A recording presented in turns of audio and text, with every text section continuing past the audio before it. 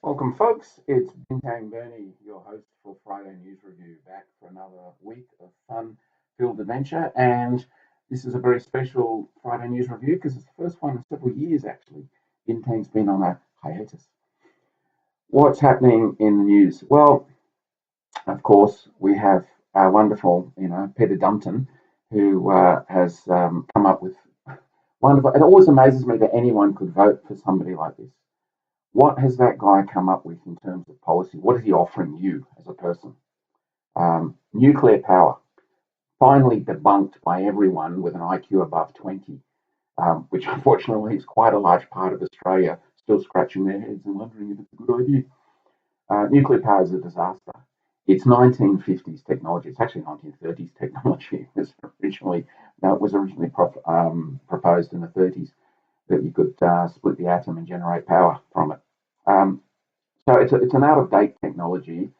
It's ridiculously expensive. It does not meet Australia's energy needs. The CSIRO, forgive me if I get this wrong, but from memory, that they said that Dutton's 7 nuclear power plants were going to generate, I think, 25% of the country's requirements. So the other 75%, where's that coming from, Pete? From the sky? Well, actually, it is. It's coming from the sun and from other renewable sources. So, I mean, a totally pointless view that the guy has stuck to and said nuclear power is the way to go. Now, only idiots believe that. Nuclear power is expensive, it's inefficient actually, because it costs so long, it takes so long to build. If you review nuclear power plants being built, the latest one being built in the UK is some 10 years behind schedule and massively over budget. Now, that's in a country which has had long standing nuclear energy industry. They understand nuclear power, they've got it running, they know how to work it. We have no experience, and we think that we're going to come in on time and on budget, like anything ever does. So it's going to be unbelievably expensive. Oh, and as a side effect, it produces the most dangerous substance known to mankind. Good one, Peter. What else has he come up with?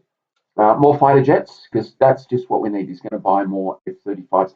I mean, it just defies logic that people would vote for this guy. We don't need nuclear power. It's a disaster. Everyone with an intellect knows that. We don't need new fighter. Why are we buying new fighter jets? Okay. Oh, China, China, China. China is never going to invade Australia. Anyone that believes so is dumb. There's no other way to say it. You're stupid. Why would China invade Australia? Number one, okay, it would cost them a fortune economically and militarily.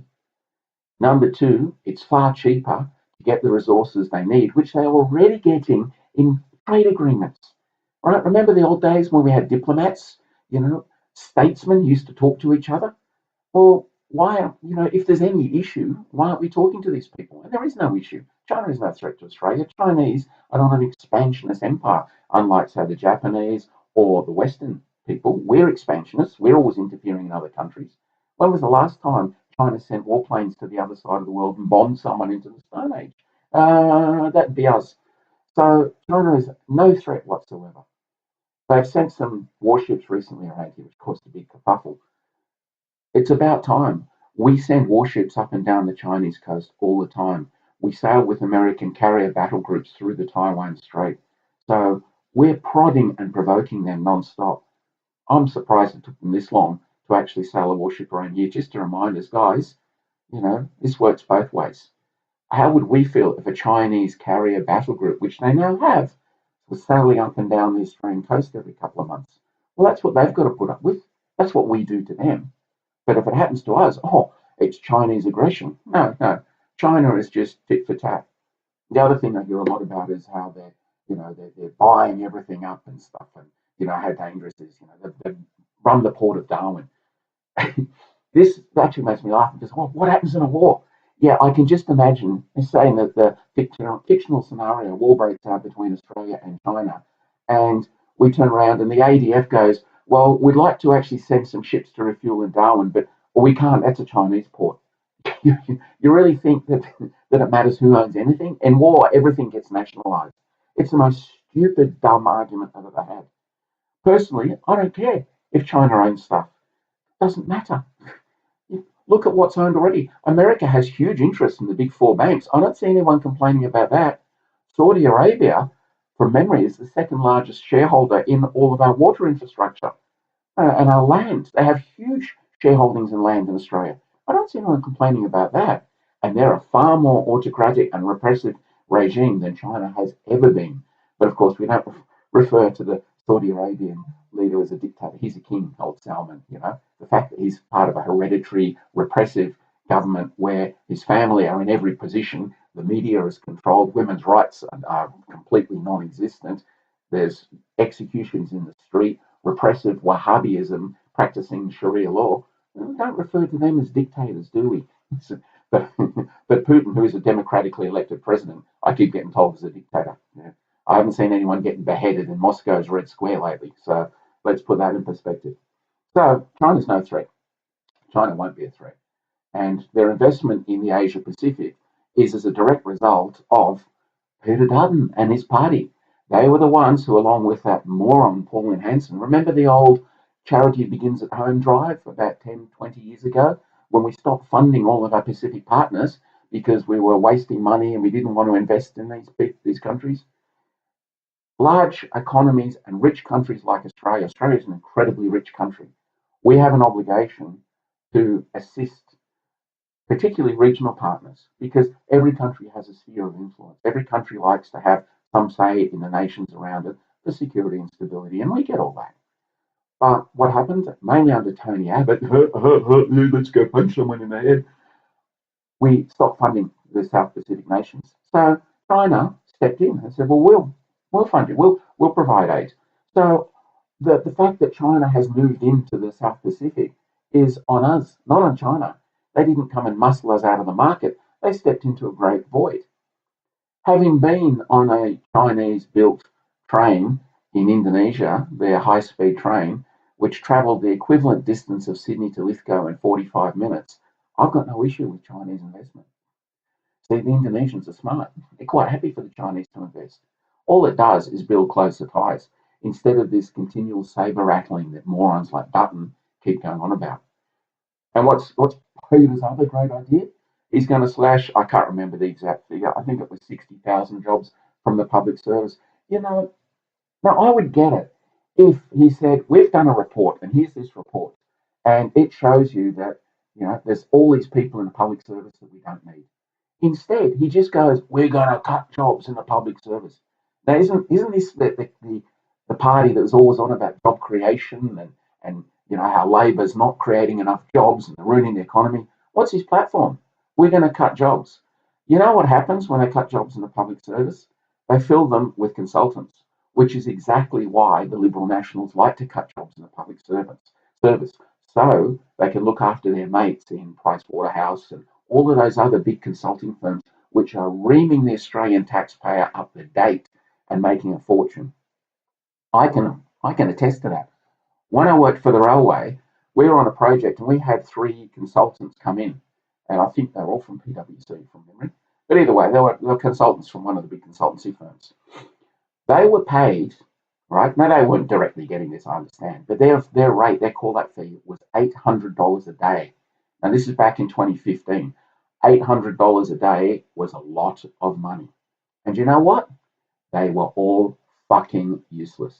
Nice people, very nice people, but they had no idea. The people who ran it were me and the other people who were employees, who were, public servants, the railway people. These people came in and they couldn't even draw a simple map. They didn't know what to do. We had to continually tell them what to do. We had change managers. We had to get rid of 2 of them. One of the change managers we had to get rid of. He was useless. The next one came in. I called him Mr. Network. All he did all day was walk around and network and talk to people. He would. This is exactly what these people are like.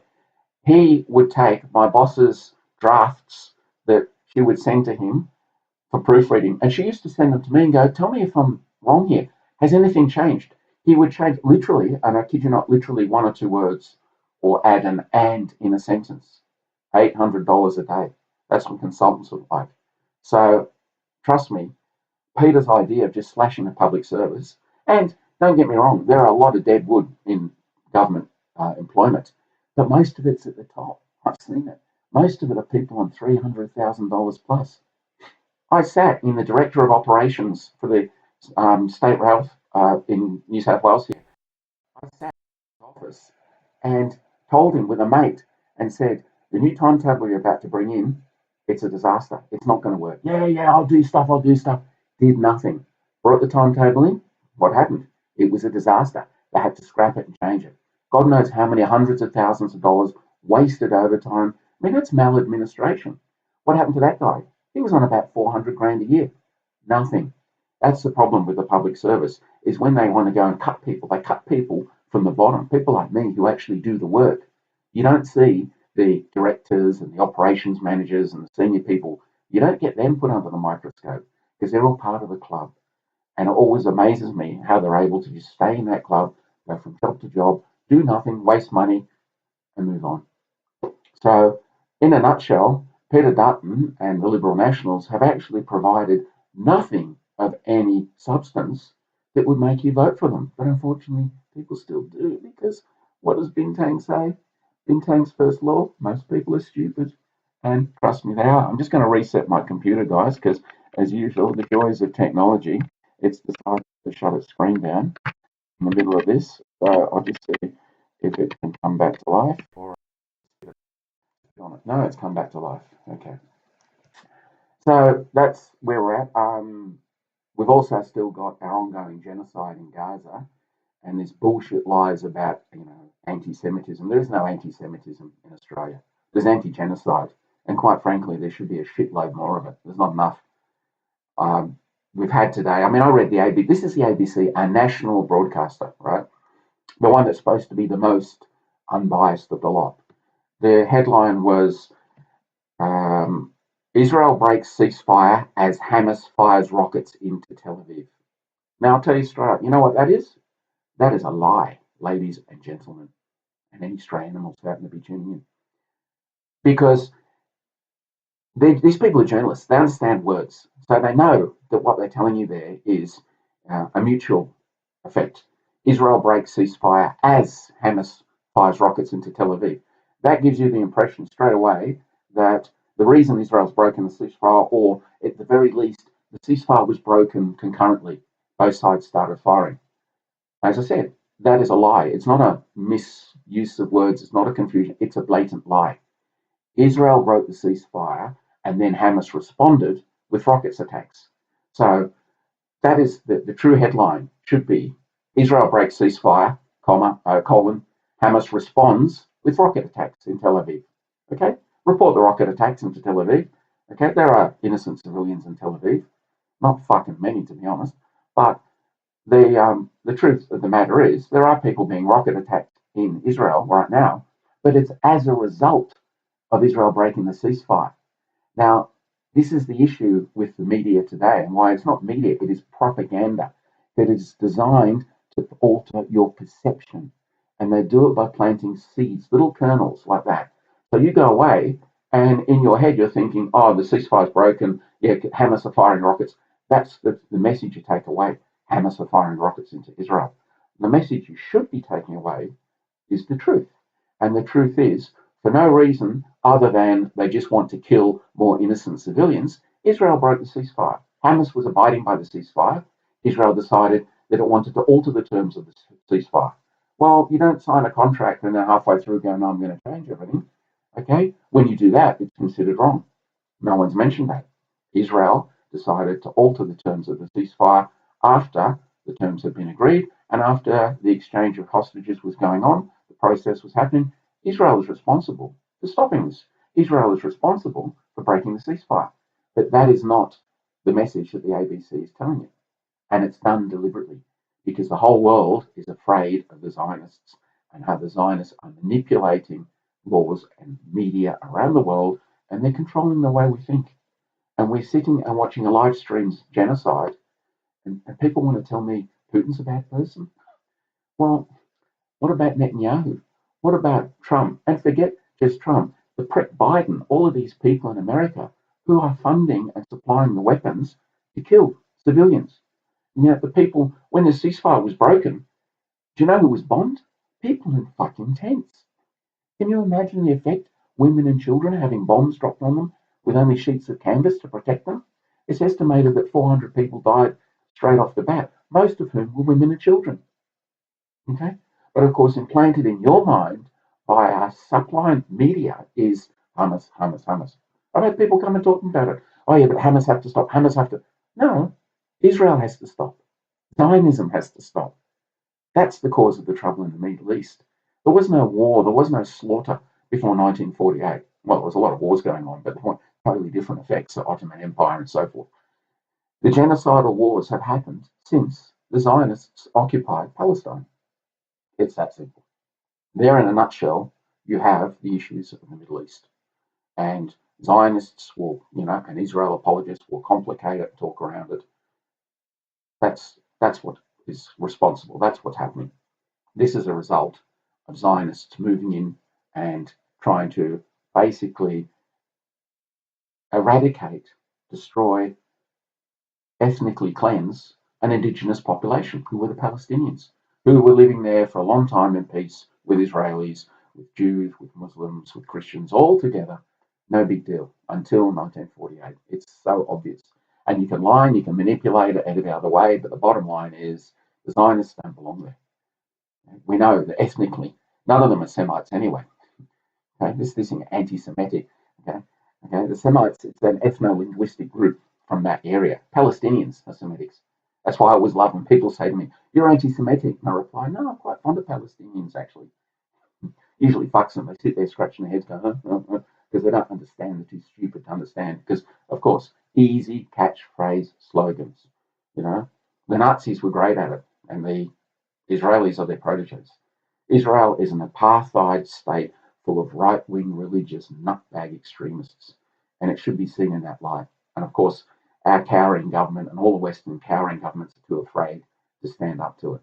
Sad, sad. What annoys me is now, of course, they're changing. We have hate speech laws now, rushed through Parliament in New South Wales because a caravan full of explosives was found, which we now know had nothing to do with any I'm not going to call it Semitic attacks, but anti-genocidal attacks that were happening at the time. Most of which was graffiti, fucking graffiti. I had a mate who was a Zionist, contact me and say, "Oh, gee, I'm worried, blah, blah." I told him, I said, I won't use his name. I said, "Mate, graffiti, I see it on the railway every time. I don't go, oh, there's graffiti on the train, I'm under attack, I'm so scared." Zionists are the biggest bunch of babies, cowards, and Nancy boys I've ever come across in my life. Anything that's boo to them is, "Oh, we're under attack, we're so scared, we're frightened." Throw some balls, okay? Bit of graffiti here and there. That dick Chris Minns, who went on about the disgusting acts, they firebombed a childhood centre, an early childhood centre, they firebombed it. How disgusting. Yeah, Chris, you said disgusted by that? Well, at least the people here, they firebombed it at 2 o'clock in the morning when they knew there was no one there. What about Israel, who is firebombing children's daycare centres and children while they're there and killing them? Why don't you have a thing to say about that? I'm awfully silent on that, aren't you, Chrissy? Nothing to say about the actual children being blown up, but outraged that a centre that is empty in the middle of the night, someone chucked a Molotov cocktail at it. Get a grip, mate. Fucking dog. Okay, another gutless politician. And unfortunately, this country is full, well, not this country, the Western world is full of gutless politicians. What about the link that the AFP came out and said several of these attacks, we believe, are linked to overseas agents and money's being sent in cryptocurrency? I mean, that just smacks of Zionism false flags. And we found out that one of the people ringing a lot of the Jewish centers and making bomb threats was a 15-year-old Zionist. So, I mean, there's proof. Okay. Now, I'm not saying every single attack was a result of a false flag, but it is a well-known Zionist tactic to create a false flag and then go, "Oh, look, you need to change your laws." And of course, we changed our laws. Now we have hate speech laws. It is a criminal offence. Now, don't get me wrong. I'm not for hate speech. I'm not for slander of any kind. But this is a problem. People aren't educated and they don't think. There's a difference between having laws and a criminal offence, okay? Because there's different categories in law. So if someone makes some slanderous comments off the cuff because they're angry at somebody and mentions their skin colour or their race, do they really deserve to be arrested, charged, and have a criminal record follow them for the rest of their life?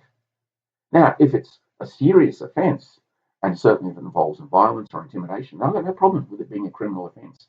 But speech, words, when did they become crimes to speak? Okay?